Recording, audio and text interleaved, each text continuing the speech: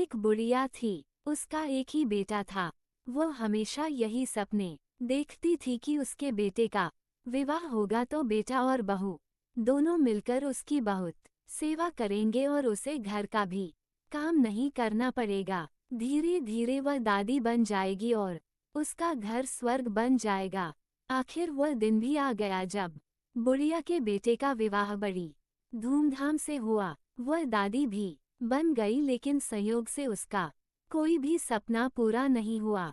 बुढ़िया का बेटा तो सुबह काम पर चला जाता और पोता स्कूल चला जाता, तब बहू उसके साथ बहुत बुरा व्यवहार करती। बहू बुढ़िया से घर में झाड़ू लगवाती, झूठे बर्तन साफ करवाती और टूटे फूटे बर्तनों में उसे भोजन देती। शुरू में तो बहू अपने पति और बेटे के पीछे ही बुढ़िया से झगड़ती थी, लेकिन धीरे धीरे वह अपने पति के सामने भी बुढ़िया का अपमान करने लगी। एक दिन टूटे बर्तनों में बुढ़िया को भोजन करते देखकर उसके बेटे को बहुत दुख हुआ। उसने अपनी मां का पक्ष लेते हुए अपनी पत्नी को बहुत डांटा। पति पत्नी दोनों में बहुत कहा सुनी हो गई। धीरे धीरे बुढ़िया के बेटे ने भी पत्नी का विरोध करना छोड़ दिया। धीरे धीरे पोता बड़ा होने लगा तो वह अपनी मां का विरोध करने लगा। वह अपनी दादी से बहुत प्यार करता था। अपनी दादी पर मां द्वारा किए गए अत्याचारों को देखकर उसे बहुत दुख होता था। उसे अपनी दादी से हमदर्दी और सहानुभूति थी। अपनी मां के डर से वह दादी की कुछ भी मदद नहीं करता था। धीरे धीरे पोता बड़ा हो गया और उसका विवाह भी हो गया।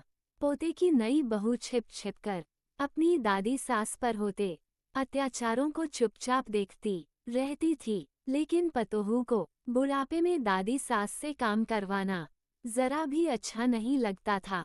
जब कभी पतोहू बुढ़िया की काम करने में मदद करती तो उसकी सास उसे खूब डांटती। पतोहू जब कभी दादी सास को रोते हुए देखती तो उसे बहुत दुख होता था। एक बार बुढ़िया बीमार पड़ गई और परलोक सिधार गई। अब बुढ़िया की बहू पतोहू से ही घर का सारा काम कराती और उसके साथ अभद्र व्यवहार करती। जब पतोहू ने देखा कि उसकी सास दादी सास की तरह ही उस पर भी अत्याचार कर रही है तो उसने बदला लेने की ठान ली।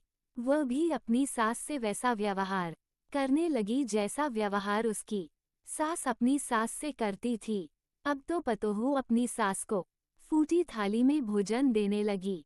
ये देखकर उसके पति और ससुर ने बहुत विरोध किया। पतोहू ने अपने ससुर और पति से कहा, मेरी दादी सास जितनी मेहनती और सीधी थी, जब माताजी उन्हें फूटी थाली में भोजन देती थी तब तुम कुछ क्यों नहीं बोले? उन पर होने वाले अत्याचारों को तुम दोनों चुपचाप देखते रहे, तब क्या तुम्हारे मुख पर ताला पड़ गया था? यदि किसी ने माताजी की पैरवी की तो मुझसे बुरा कोई न होगा।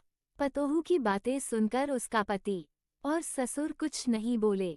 उन्होंने भी उसका विरोध करना छोड़ दिया। ससुर को अपनी पत्नी के साथ अभद्र व्यवहार देखकर बहुत गुस्सा भी आता था। जब ससुर पतोहू को डांटने लगे तो वो उनके साथ भी अभद्र व्यवहार करने लगी। सास ससुर अकेले में बैठकर अपने सुख दुख की बातें करते और यही सोचते थे कि जैसा करोगे वैसा भरोगे। शिक्षा: इस कहानी से हमें ये शिक्षा मिलती है कि हमें सबके साथ अच्छा व्यवहार करना चाहिए, क्योंकि जैसा व्यवहार हम दूसरों के साथ करेंगे वैसा ही व्यवहार दूसरे लोग हमारे साथ करेंगे। कहानी पसंद आए तो चैनल को लाइक एंड सब्सक्राइब करें। धन्यवाद।